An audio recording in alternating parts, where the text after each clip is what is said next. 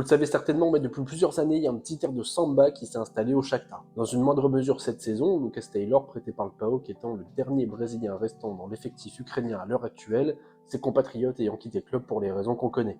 Mais il n'y a encore pas si longtemps, lors de la saison 2021-2022, ils étaient encore 12 Brésiliens enregistrés dans l'effectif et 14 si on compte Marlos et Julien Moares qui ont été naturalisés ukrainiens respectivement en 2017 et 2019. Avant de poursuivre, si mon contenu te plaît, n'hésite pas à t'abonner, à liker et à partager, ça motive beaucoup et tu peux également me retrouver sur Twitter et sur TikTok. Entre 2004 et aujourd'hui, c'est plus de 30 Brésiliens qui ont posé leur valise à Donetsk pour un montant total de 267,7 millions d'euros dépensés par le club ukrainien, avec entre autres Mathusalem, Willian, Tyson ou encore l'ex-lyonnais Tété.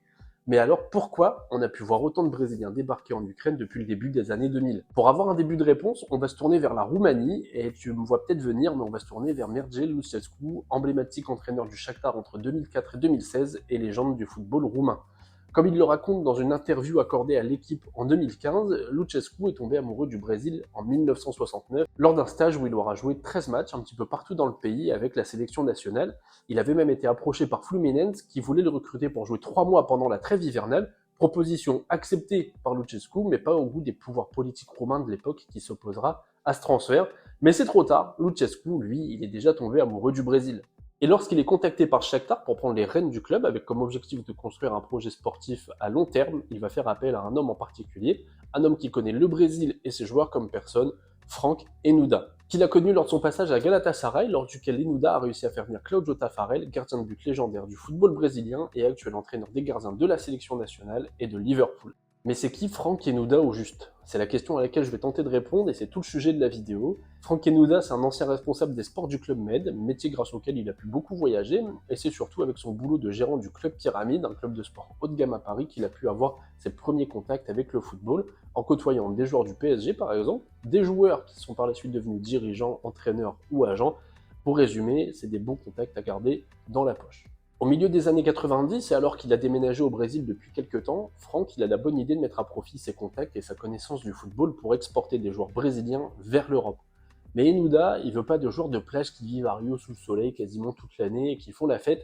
Lui, il va chercher ses pépites au sud de Rio, où le climat se rapproche déjà un peu plus du climat européen, avec 4 saisons réelles et des températures qui peuvent s'approcher de 0 degré en hiver. Des joueurs qui savent déjà ce que c'est de jouer en vissé l'hiver et en moulé l'été. Autre argument avancé par Franck Enouda, c'est les conditions de vie différentes. Au sud, il n'y a pas de favelas où les gamins grandissent en ayant faim. Ici, même les plus pauvres ont du travail. Leurs enfants boivent du lait car il y a de l'élevage. Au nord, les joueurs sont plus petits et ont une physionomie différente. Ils sont maigres car leur croissance n'est pas idéale. Une analyse validée par Shakhtar par l'intermédiaire de son président Rinat Akhmetov qui n'a pas hésité à sortir le chéquier comme on a pu le voir plus tôt dans la vidéo.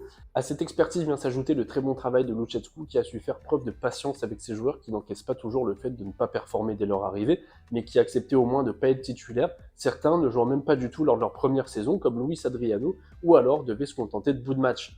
Une politique d'intégration qui va servir à tout le monde, à Lucescu d'abord, qui arrivait à maintenir une implication constante des recrues dans la vie de groupe, et une pression en moins pour les titulaires en place qui savaient que leur poste serait pas menacé tout de suite, voire même pas du tout s'ils étaient amenés à partir bientôt, et qui encourageait même les nouveaux arrivants à s'accrocher en leur expliquant que eux non plus ne jouaient pas beaucoup à leur arrivée. Une recette gagnante qui a permis au projet Brésil du Shakhtar, malgré des débuts difficiles, de connaître le succès qu'on lui connaît aujourd'hui, un succès glané au fil des réussites de ses recrues, incitant plus facilement les plus réticents à tenter l'aventure ukrainienne. Et c'est donc à un Français, un ancien employé du Club Med exilé au Brésil, que l'on doit cette exode brésilienne au Shakhtar. Celle qui personnellement m'a fait m'intéresser à ce club et qui me l'a fait aimer et continue à le suivre aujourd'hui. Je conclurai donc par un simple merci, merci Franck Enouda. C'est la fin de cette vidéo, j'espère qu'elle vous aura plu. Si c'est le cas, faites-le moi savoir en commentant, en likant, en vous abonnant, en partageant, dans ce que vous voulez.